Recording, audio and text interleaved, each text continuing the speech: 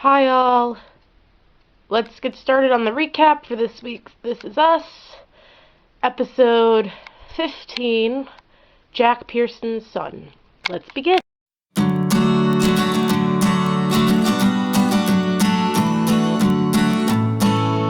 First off, my apologies. I am currently fighting a cold. No amount of steamer, no spray, anything is helping me right now. Don't worry, this whole camera is getting disinfected, and tripod as well after I use it to film what I gotta film today. So, anyway, let's continue. I'm gonna start out by saying this was the episode that was supposed to make you love Miguel. Still not as bad as Duke the Dick. I still don't like you, Miguel. And I'm gonna do a theory video on this next. So it's gonna be 2 sick videos. However, I gained some respect, and I also thank you for that conversation you had with Kevin. I think older Miguel is a lot more wiser than younger Miguel, and that's just how I'm gonna leave that conversation. I'm going to split this between past and present, starting with the present.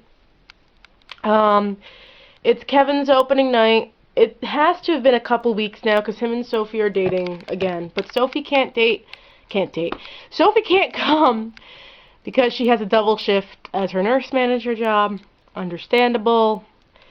Sloan basically tells Kevin the New York Times is coming on opening night, which, this is the actor in me coming out. A lot of plays now critic during the last week of previews. Now, this could have been the opening preview, but I doubt that. So that's just a little bit of an FYI for you all. But Kevin's freaking out, you know, all this stuff, and it ends up culminating back in the past to a lot of things. I'll get back to Kevin in a second. Kate and Toby decide, if we're gonna get married, which in the end they decide, we're not gonna get married next summer, we're gonna give it some time. Thank God there are smart people. And I'll get to the Kate story in a second. Now I'm just gonna get to the Kate story now. Duke the Dick, F you. Just because your parents run a camp doesn't mean you can hit on girls. And then if they don't like you back, means you can kick them out. That's disgusting. That camp should be, shut down. Kate can find another drumming yoga class somewhere else. End of rant. But Toby openly talks about his suicide attempts. Yes, attempts. And I really praise the show. I've praised the show for a lot of things. Realistic, marriages, plus size. And this episode between Toby's depression and Randall's anxiety really set the bar for mental health. And I thank This Is Us writers for that. So now we get to Randall. Now Randall, and we find out in the past that this is a culmination of the thing. William is getting very sick. He doesn't want to listen to hospice. Locks the hospice nurse out. Has a lot of work to do. Basically, all the stuff that Beth was explaining about during their first child. Oh yeah, Beth's mom broke her hip, so she has to go to DC. Okay, Beth, you couldn't have waited one day. I'm sorry. I know your mom and Kevin would have understood, but at least you could have stayed the day, gone to your own job, and then just left. Jersey to DC, depending on where they are, is not as bad of a drive as people think that it is. But whatever.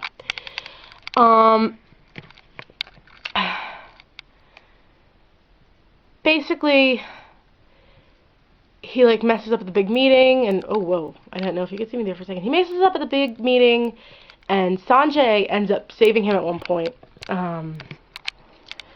Thankfully. But throughout this whole, Kevin disturbs him at one point, and Kevin starts to see something, and I'll get to the end of the episode after this, because I loved that scene.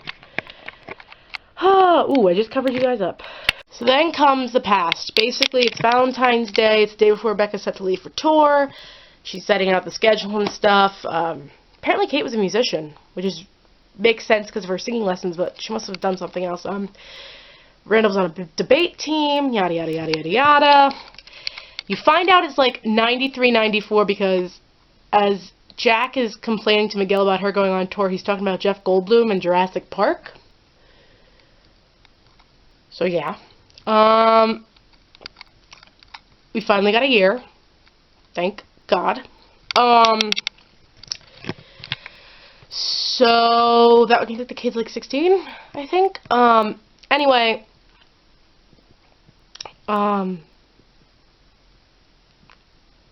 Like, Miguel goes to be his wingman, but you could tell Jack is focusing on that Ben guy. Here's my thing. Both Rebecca and Jack had points in these arguments.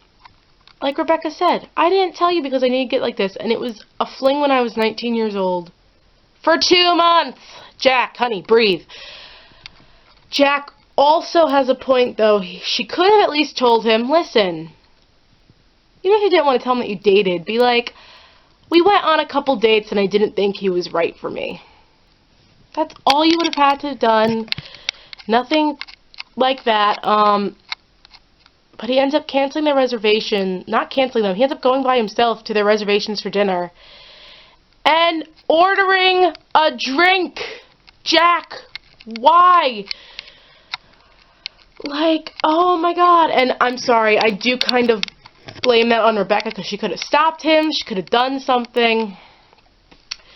But it parallels this whole scene with Kevin and Randall. Basically, in the past, they find out Kevin's having sex with Sophie, and the most awkward talk about the talk between Jack, Becca, and Kevin happens, and at the same time, Randall's starting to have a breakdown over, like, this Hamlet speech. I don't know what the deal was about Hamlet.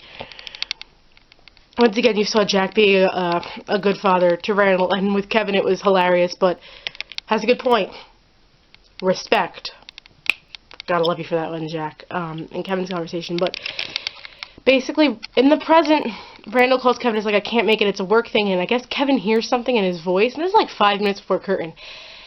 And the lights come up, and Sloan goes out, starts a thing. He's not there, because he's running to Randall, because apparently when they were kids, Kevin went upstairs and Randall was like having a breakdown in front of the computer, and I guess he didn't do anything, so he decided this is my time. He runs to Randall. I don't know where the theater is in proximity to this building. It's possible. I don't know how possible. It's possible. Anything's possible. Sorry, there was my Susical moment for you. But anyway, he ends up going and just hugging Randall on the floor, and I thought that was really great, and I loved that, because they finally, I guess, worked out some sort of difference. Now, next week's preview is all Randall William-centric, which makes me think, because there's only 3 episodes left, next week's Randall, the week after that, and I do think William's going to die. I don't think they're going to show us Jack dying at the end of this season. It's just, that's, I think, something for, like, mid-season next year, because it's already been renewed for seasons 2 and 3. I do think William will die by the end of this season.